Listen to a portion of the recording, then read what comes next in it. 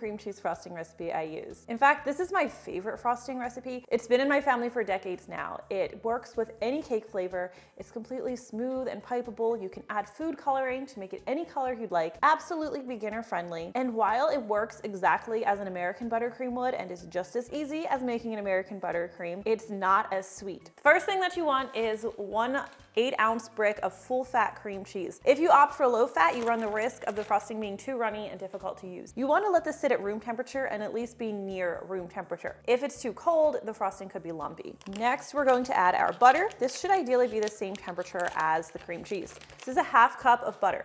Now you can either use salted butter, which is what I'm using today, or you can use unsalted butter and you'll just add 1/4 teaspoon of salt. And you can add that right here, or you can add it a bit later. This recipe can absolutely be made in your stand mixer with a paddle attachment, but today I'm just going to be using my electric hand mixer. This works very well.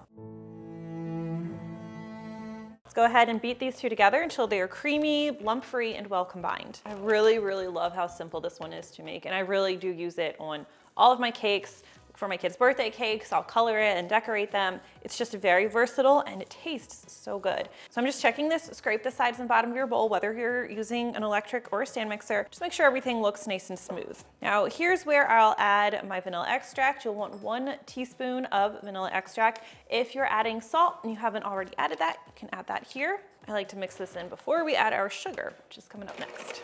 Next ingredient is, of course, sugar. You'll need 4 cups of powdered sugar. 4 cups is going to give you almost identical to an American buttercream texture. It's great for piping. You'll get those ridges if you're using a closed star tip.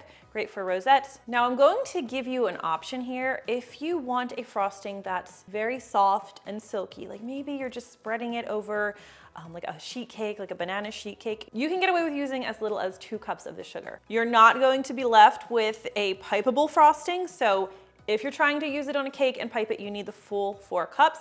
Also, I probably don't need to tell you this, but if you're only using half the sugar, you're going to have a much smaller volume of frosting. So it's not going to fully cover 12 cupcakes or a 2-layer 8-inch or 9-inch cake. So let's go ahead and add this in.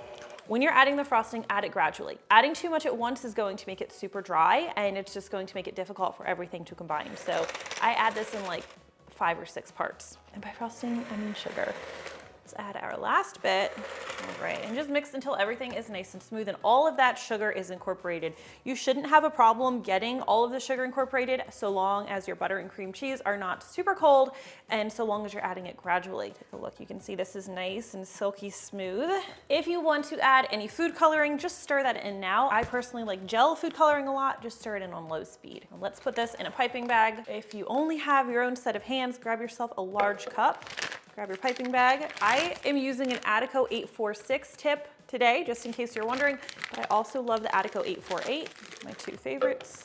Take your piping bag, fold the tip up, put it in the cup, we'll add our frosting in. And alternatively, you can just spread this over a cake or a cupcake, but I want you to really see how well it pipes. This was the frosting my mom used for my birthday cakes every birthday when I was a kid. If you're new to using a piping bag, you kind of want to knock all the frosting down. The bench scraper is great for this, just to give it a head start, and then you just twist the top.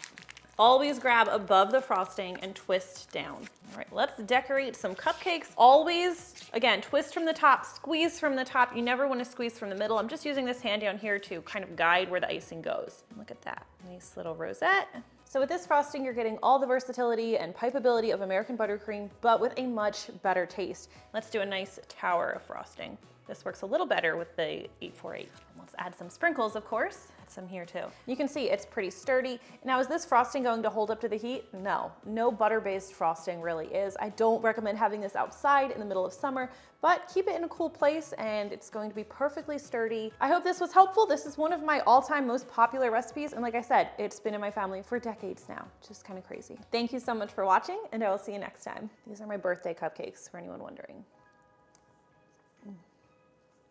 Forever my favorite frosting. That's so good. This isn't going to work as the intro, but I figured I would try it anyway. This is, did I hit you with frosting?